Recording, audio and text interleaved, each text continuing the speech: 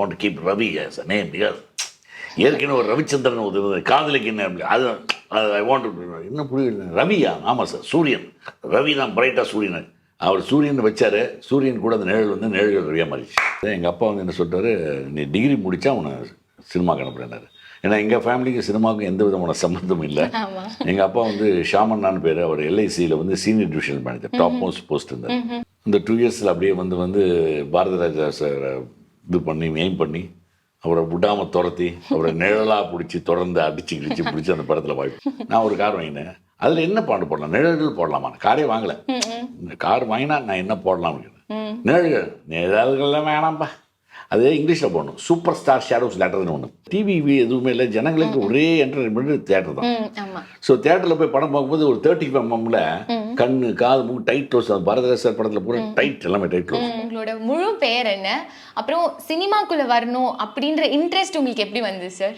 அதாவது என்னுடைய முழு பேர்னு பார்த்தீங்கன்னா ரவிச்சந்திரன் பேர், ரவிச்சந்திரன். அதுக்கப்புறம் அந்த படத்தில் நடித்து முடித்தோன்னா நான் வந்து உட்லேண்ட்ஸ் டிரைவிங்கில் பாரதி ராஜா இருக்கார். படம் ரிலீஸ் ஆக போகுது, இன்னும் ஒரு 15-20 நாளில் படம் ரிலீஸ் ஆக போகுது. உட்லேண்ட்ஸ் டிரைவின் இப்போ இருக்கிற ஜென்ரேஷன் பார்த்துக்க முடியாது, ரொம்ப நல்லாயிருக்கும். இப்போது அந்த உட்லேண்ட்ஸ் டிரைவினில் வந்து அவர் டேரக்டரை பார்த்தோன்னே, சார் இது மாதிரி ஒரு சின்ன இது பேர் என்ன சார் இது இல்லை, உங்களுக்கு வந்து I want to keep Ravi as a name because ஏற்கனவே ஒரு ரவிச்சந்திரன் ஒரு காதலிக்கு என்ன அது ஐ வாண்ட் இன்னும் புரியல. ரவியா? ஆமாம் சார், சூரியன். ரவி தான் பிரைட்டாக சூரியன். அவர் சூரியன் வச்சார், சூரியன் கூட அந்த நிழல் வந்து நிழல்கள் ரவியாக மாறிச்சு. அண்ட் எப்படி வந்தேன்றது வந்து ஒரு இன்ட்ரெஸ்டிங் மேட்டர். அதாவது இந்த ஸ்கூலிங் படிக்கும்போதே வந்து என்னமோ ஒரு சினிமா ஆர்வம் என்ன அப்படியே இருந்துக்கிட்டே இருந்தது.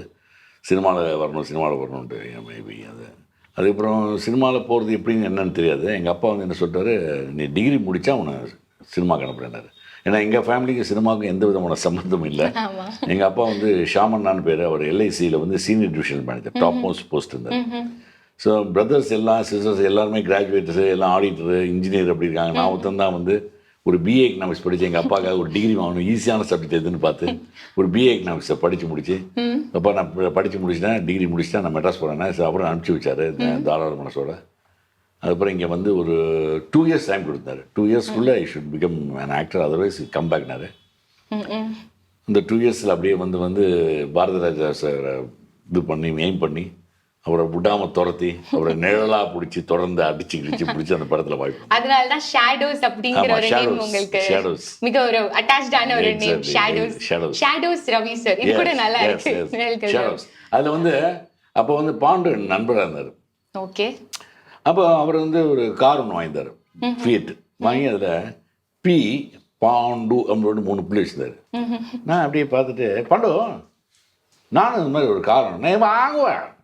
நான் ஒரு கார் வாங்கினேன், அதில் என்ன பாண்டு போடலாம், நிழல்கள் போடலாமா? காரே வாங்கலை. இந்த கார் வாங்கினா நான் என்ன போடலாம்? நிழல்கள். நிழல்கள்லாம் வேணாம்ப்பா, அது இங்கிலீஷில் போடணும். சூப்பர் ஸ்டார் ஷேடோஸ் லெட்டர்னு ஒன்று. ஓகே. அந்த லெட்டர் போடுறேன்னு சொல்லி அவர் ஏற்கனவே பெரிய ஒரு drawing designer, creative artist. So அவர் என்ன பண்ணார், அதில் இந்த லெட்டர்ஸ்லேயே ஒரு லெட்டர் மேலே லைட் அடித்தா அந்த லைட்டிங் போய் நிழலில் விழும்போது ஷேடோஸ்ன்னு அப்படி விழும். அந்த ஃபார்மேட்டை எடுத்து நான் கார் வாங்கினதுக்கப்புறம் அதை அவர் தான் ஸ்டென்சிலில் கட் பண்ணி ஷேடோஸ்ன்னு போட்டு கொடுத்தார். அப்போ உங்க கார்ல ஷேடோஸ் அப்படின்னு இருக்கு, உங்க வீட்லயும் என்ட்ரன்ஸ்ல ஷேடோஸ் அப்படின்னு நான் பார்த்திருந்தேனே. ரொம்ப நல்லா இருந்தது சார். சார், நீங்க தமிழ் இண்டஸ்ட்ரியில நிழல்கள் அப்படிங்கிற படத்தை கொடுத்துட்டு ஃபேமஸ் ஆயிட்டீங்க.